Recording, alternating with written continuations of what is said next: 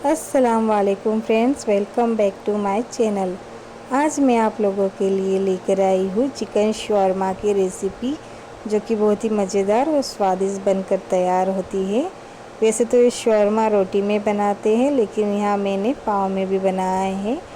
ये बहुत ही स्वादिष्ट बनकर तैयार हुए थे। आप लोग ज़रूर एक बार ट्राई कीजिएगा। तो चिकन शॉर्मा बनाने के लिए यहाँ मैंने सबसे पहले चिकन को ले लिया है। उसे अच्छे से वॉश कर लिया था मैंने, और आप चाहे तो बोनलेस चिकन ले सकते हैं, लेकिन यहाँ मैंने हड्डियों के साथ ही लिया है चिकन। उसमें आप तंदूरी मसाला डाल दें या फिर चिकन टिक्का मसाला डाल दें। उसे अच्छे से कोट करें, इतना मसाला डाल देना है। तो ये देखिए, यहाँ मैंने तंदूरी मसाला तो नहीं था मेरे पास, इसलिए मैंने चिकन टिक्का मसाला डाल दिया है।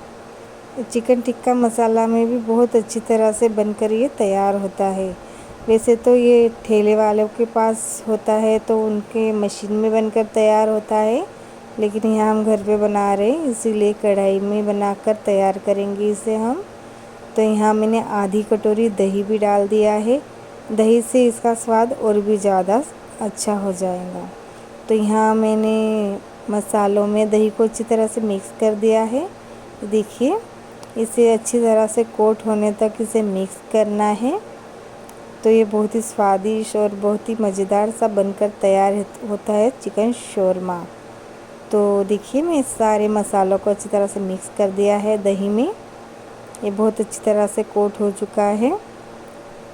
तो अब मैं इसे थोड़ी देर के लिए रख लूँगी। मेरे पास ज़्यादा टाइम नहीं था तो मैंने आधे घंटे के लिए रखा है। अगर आपके पास टाइम हो तो 3 से 4 घंटे के लिए इसे मैरिनेट होने के लिए रखेंगे।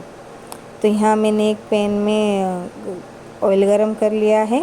अब उसमें जो मैंने ये मैरिनेट करने के लिए रखा हुआ चिकन है, वो मैं इसमें फ्राई कर लूँगी। इसे हमें थोड़ी धीमी आंच में ही फ्राई करना होता है, क्योंकि जो ठेले वालों के पास मिलता है शवारमा, वो मशीन में बनकर तैयार होता है। तो यहाँ हम कढ़ाई में इसे फ्राई कर रहे हैं। इसे थोड़ी देर ही लगेंगी इसे फ्राई करने में, क्योंकि इसे हमें थोड़ी कम आंच पर ही फ्राई करना है। तो देखिए, एक साइड से ये फ्राई हो चुका है। हाँ, ये बहुत अच्छी तरह से अंदर तक इसे पक जाना चाहिए। इस तरह से पकाना है इसे, वरना ये अंदर से कच्चा रह जाएगा। तो हमें धीमी आंच पर इसे अच्छी तरह से उलट पुलट कर पकाना है।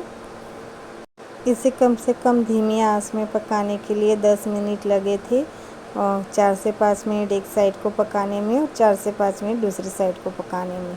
तो इसे थोड़ा धीरे ही पकाना है, इसे देर लगता है, पर यकीन कीजिए ये बहुत ही स्वादिष्ट बनकर तैयार होता है। इसमें थोड़ी मेहनत है ज़्यादा, लेकिन ये जितना स्वादिष्ट लगता है ना, तो मेहनत तो इसके आगे कुछ भी नहीं है।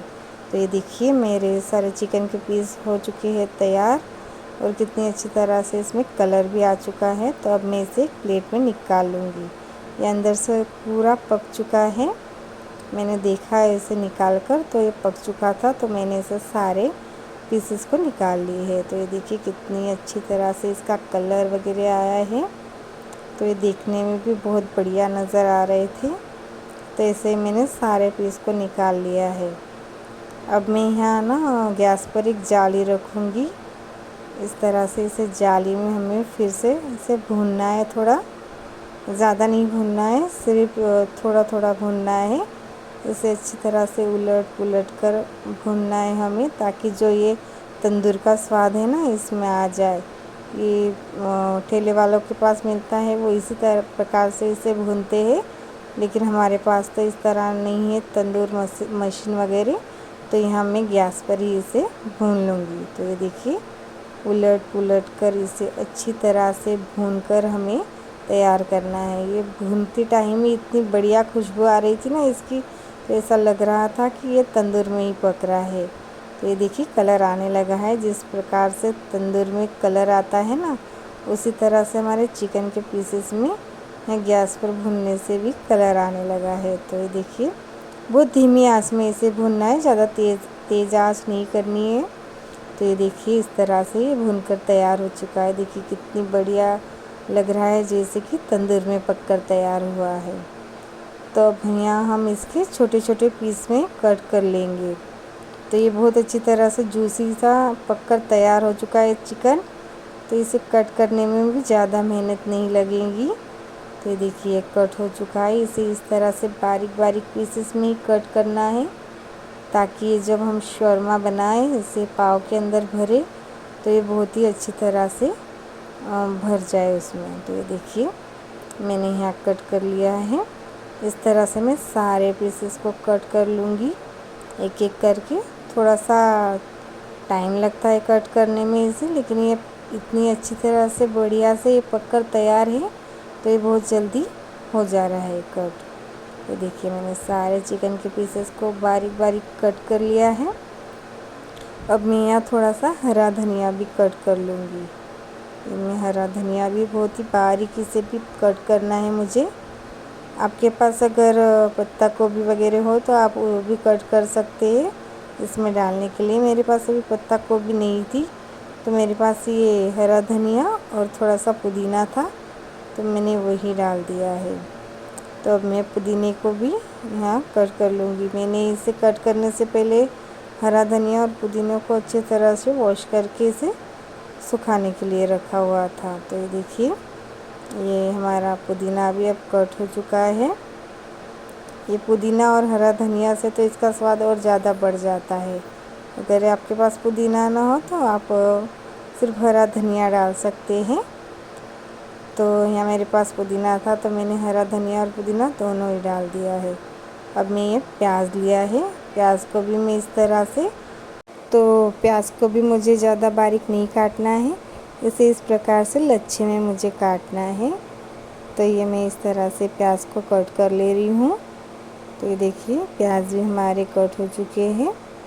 अब यहाँ मैं मसाला बनाऊँगी जो कि मेयोनीज़ से बनकर तैयार होता है। तो यहाँ मैंने मेयोनीज़ लिया है आधी कटोरी के करीब। आप ज़्यादा बना रहे हो तो ज़्यादा भी ले सकते हो, और अगर आपको मेयोनीज़ पसंद ना हो तो आप यहाँ दही भी ले सकते हैं। दही से भी ये मसाला बहुत अच्छी तरह से बनकर तैयार होता है। तो यहाँ मेयोनीज़ में हमें डालना है पेरी पेरी मसाला। ये मसाला बहुत ही स्वादिष्ट लगता है, हर चीज़ में डालिए इसे तो ये बहुत ही मज़ेदार सा बनकर तैयार होता है। तो यहाँ मैंने पेरी पेरी मसाला डालकर इसे अच्छी तरह से मिक्स कर लिया मेयोनीज़ में। अगर आप मेयोनीज़ पसंद ना करें तो आप दही भी डाल सकते हैं। दही में भी प्यारी प्यारी मसाला डालकर ये मसाला हम तैयार कर सकते हैं।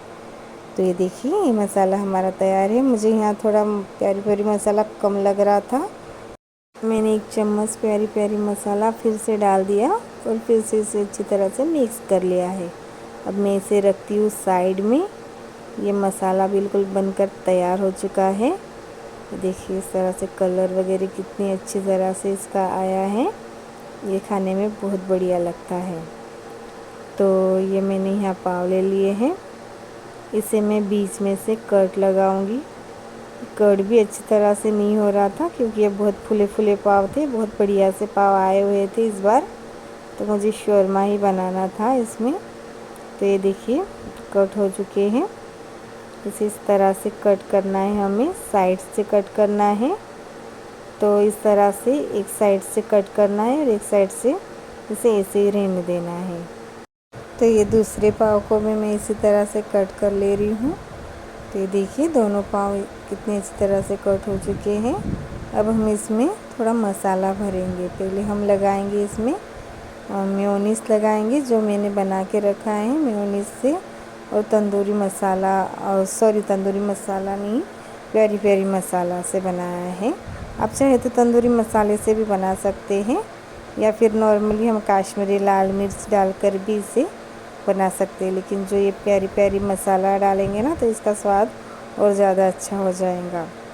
तो ये देखिए यहाँ मैंने जो मसाला बना के रखा है इस पर अच्छी तरह से मैं लगा दूँगी। दोनों साइड लगाना है। आप चाहे तो एक साइड ये मसाला और एक साइड हरी चटनी भी लगा सकते हैं, लेकिन हमारे यहाँ बच्चों को मेयोनीज़ ज़्यादा पसंद थी, वो भी प्यारी प्यारी मसाला डाल के अगर मेयोनीज़ बनाई हुई हो तो बच्चे उसे बहुत ही शौक़ से खाते हैं। तो फिर मैंने दोनों साइड वही मेयोनीज़ लगा दी है। तो देखिए अच्छी तरह से इसे कोट कर लेना है दोनों साइड। अब हम यहाँ डालेंगे जो मैंने चिकन के पीस कट करके रखे हैं, वो डालेंगे। आपको जितना ज़्यादा डालना है आप उतना ज़्यादा डाल सकते हैं। हमारे यहाँ बच्चे ज़्यादा चिकन नहीं खाते, उन्हें तो ज़्यादा मसाला वगैरह भर कर ही दो तो वो खा लेते। तो मैंने यहाँ थोड़ा ही चिकन के पीस डाले हैं और बहुत सारा प्याज जो मैंने लच्छे में काट कर रखा था, प्याज मैंने बहुत सारा डाला है।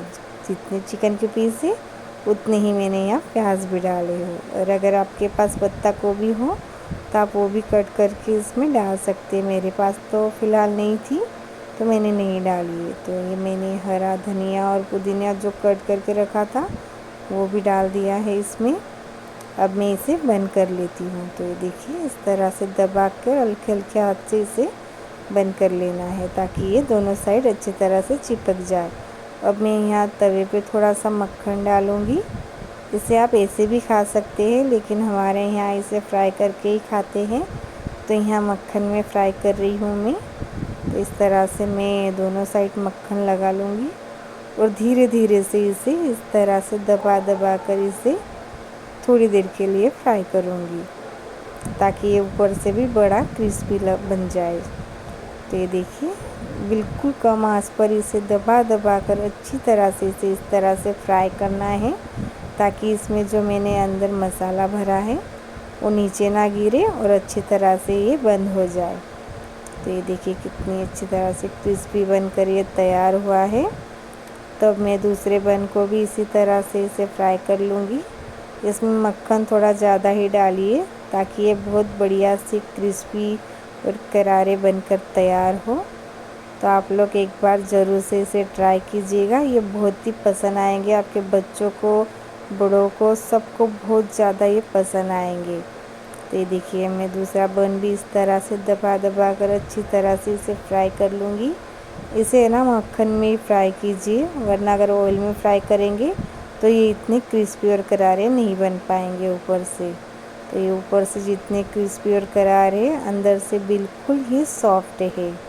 तो ये देखिए अगर आपको मेयोनीज़ पसंद हो मसाले वाली तो आप ऊपर से भी इसे थोड़ा सा लगा कर खा सकते हैं। तो ये देखिए बनकर बिल्कुल तैयार है हमारा चिकन शौरमा।